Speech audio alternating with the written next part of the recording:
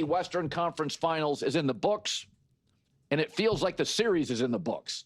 So Oklahoma City rolled through the NBA's regular season, historically, won by an average of 12.9 points. That, like, Jordan's Bulls didn't do that. And then they rolled Memphis in the first round. And then they rolled Minnesota last night. The only team, and actually only player to give him real trouble is Jokic. Nikola Jokic, the Joker, gave him trouble. They even wore him down.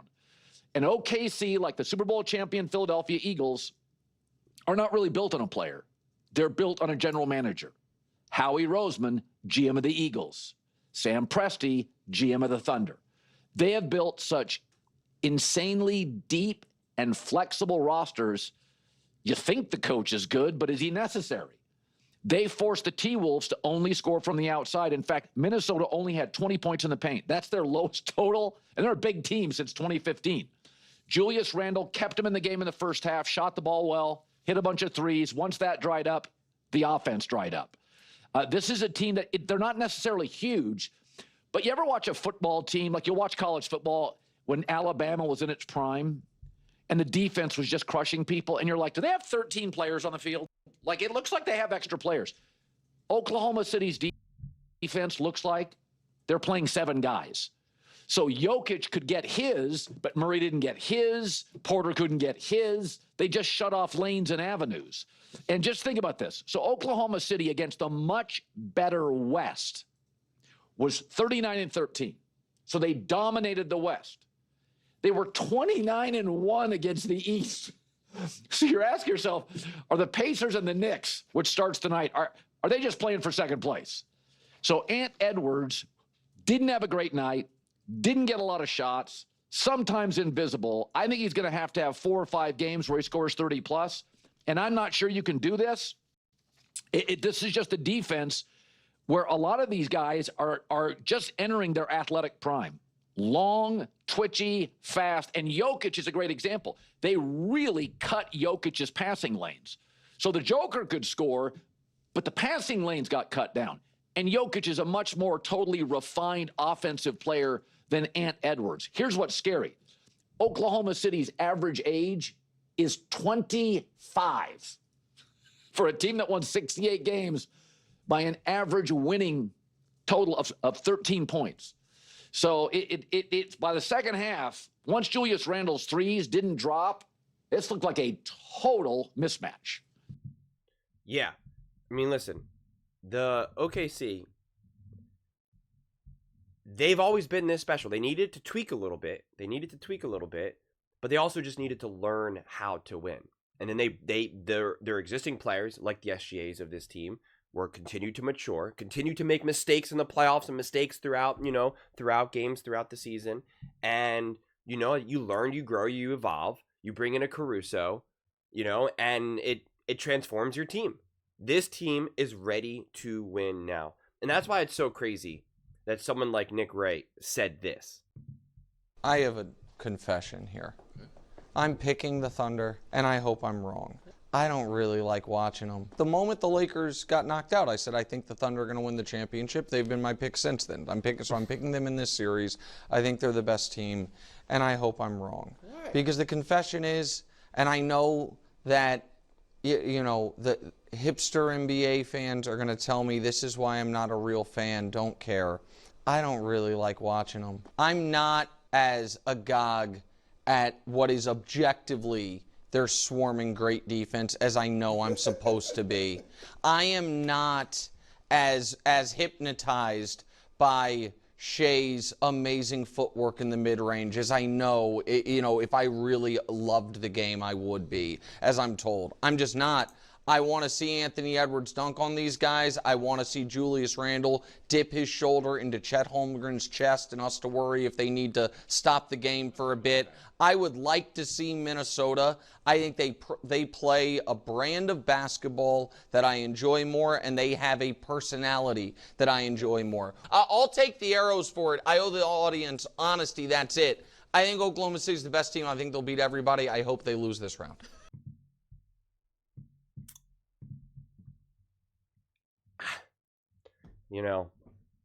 I mean, if you watch that game and think it was boring, you watch Game 7 against the Nuggets and think that's boring.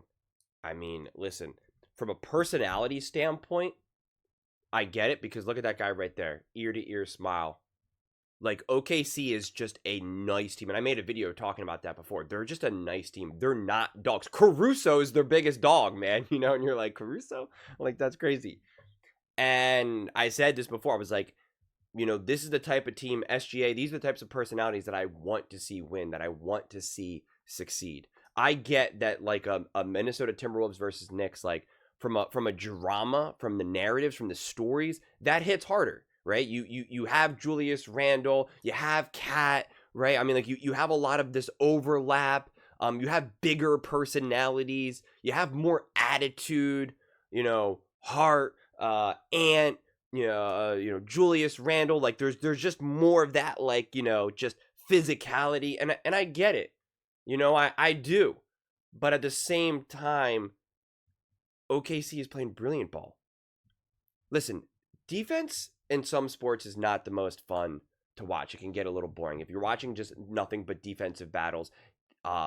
Football can get a little boring because you're not watching always like great big tackles and getting to the quarterback. A lot of times you're watching just like balls that get batted down, you know, tight coverage. And so like there's no one really to throw to, so they have to throw the ball away, or like it just, you know, goes off someone's fingertips and hits the ground. It's like that. It's only so fun to watch, quite frankly. And in baseball, pitching duels, you're like, okay, can be fun, but like, you know, it can also get a little boring. You want to see some hits, you want to see some base runners, you want to see some action. In basketball, great defense is exciting. It's awesome. Having an offense feel overwhelmed and feel like they're being swarmed, like there's no easy. You can't casually be great at defense in basketball and have it be equivalent to just like no one's really kind of open. Just throw the ball. You got to throw the ball out of bounds, or it's just another incomplete pass. Like, you know, the version of football. And with great defense, it's not equivalent to a baseball game that's now like the score is like 1-0. Like that's not how this works. The Thunder held the Timberwolves to 88 points, and it was exciting. It was electric. And watching SGA get to work, like it's a shame that we use these types of expressions way too much, you know, like oh, you know, smooth like butter and things of that, but like, you know, like this is gonna be the cheesiest thing I could probably ever say in the history of all my videos, but like SGA is velvety smooth, man. And if you can't appreciate that, then it's just watching him do what he does from the middle. First off, like so many of his shots look like they're like, that's just going to hit the front of the rim. Like, right, that's going to be short. That's going to clank the front of the rim. Like dead center front of the rim. And yet it just so softly just goes, like, I can't even put it into words, honestly. Like it tickles the brain. And like if you can't get excited for that and feel that that's entertaining, I don't know what to tell you. And it's like you would like it better if SGA had a big dunk and then screamed into the crowd. I mean, like, huh? And you know, saying, oh, when the Lakers lost, I picked OKC. That doesn't earn you points. First off, you had the Lakers winning it all, which is just pretty embarrassing. That's number one. Number two, then picking the number one team in the NBA. But wow, I think they're gonna win, and it's like, okay, like you don't get points for that. You don't get to be like, I told you that the best team in the NBA was gonna win. You don't get points for that. And this is what I had said. I'd said this before. The Timberwolves beat the Warriors without Steph Curry, and they kind of struggled to do so. That signaled to me that I was like, oh yeah, I got the Thunder in this series over the Timberwolves.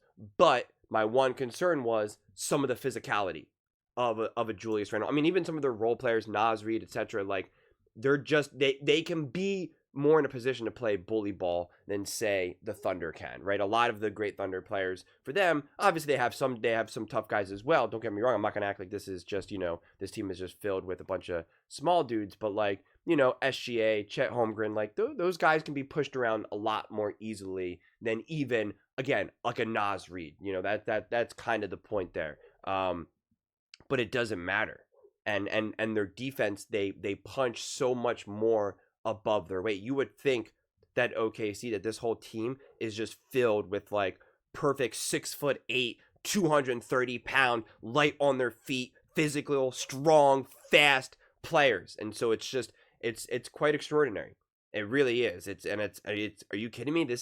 It's awesome basketball to watch. And SGA was clearly tired. A bunch of the people on the Thunder were clearly tired. They were playing on shorter rests, especially relative to the Timberwolves. Like, this could have been a game that you could have explained away and said, okay, OKC, they win 7 games. They need a minute to catch their breath, etc., etc. And, Timberwolves came out strong. I mean, they felt fresh. Julius Randle could not miss.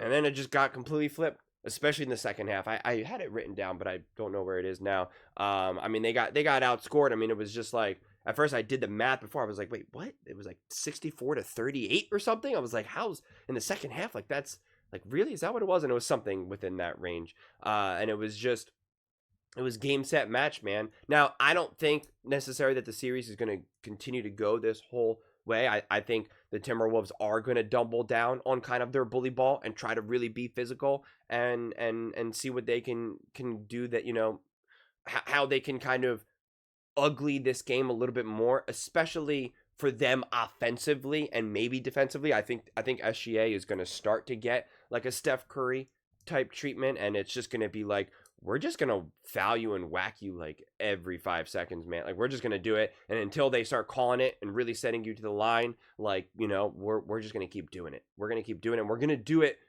before you're shooting, right? Like, that's really what they do with Steph, because SGA is so great at drawing the contact, getting the shot, and getting to the free throw line. But it's all the other contact now. It's all like when you don't have the ball in your hand, we're just going to make sure that it feels like you're running with like a 100-pound weight vest on you, right? You got a 100-pound weight vest. You got wrist weights. You got ankle weights. Like, we are going to slow everything down for you. And that's what they try to do to Steph.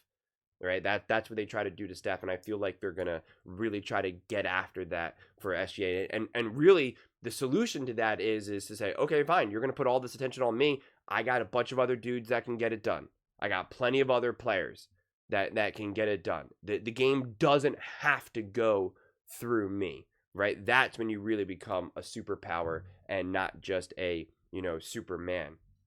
And so I'm so excited to see how this series unfolds, but this whole idea that it's that they're boring, that their play itself is boring. No, if you want to say their lack of drama is boring and their lack of intense personality is boring, I totally understand that completely. But you know what? I'll take that. I love Ant. I do. I praised him. I defended him. But like, bragging and talking trash when you beat a team missing Steph Curry, it's like beating the Bulls without MJ, beating the Lakers without Kobe. Like, it's just beating the Cavs without LeBron, or the Heat without LeBron. I won't say the Lakers because who cares. Like, it's just beating the Mavs without Luka. Like, it's just like, okay, like that's not an accomplishment. That's called a gift. And I had that take, and a lot of Timberwolves were not happy. And I'm like, dude, I'm not a Timberwolves hater at all. I think the Timberwolves are great. I think they're awesome. I love Ant. I love watching Ant play. But like, put it in perspective. And now you're facing a full strength team. And a part of me, and I never want anyone to get hurt. But when Ant went down, I was like, it's going to be so, if he doesn't return to this game, it's going to be so interesting to see what they say. Because if he doesn't return and OKC wins, and they're like, oh, well, Ant went down. What did you want us to do? It's like, well, you just had that happen with Steph Curry, so I don't want to hear it. So luckily he came back, and so there, we don't have to play that game. But awesome win by OKC. And for whatever reason, people just hate players who are great, who are smiling. They want them to be angry and yelling into the crowd, yelling into another player's face. It's not what SGA does, and I love it. But those are just my thoughts. I'd absolutely love to hear yours. What do you guys all think about OKC? Do you think this game series... Oh, I love how it already says OKC outscored Minnesota in 70-40. There you go. They already wrote it down for me. I was close with my guess, though. But let me know in the comments below. I read every single comment. So whether you agree with me or disagree with me, either way, let's get in some discussions. Let's get in some fights. But ultimately, let's just have some fun.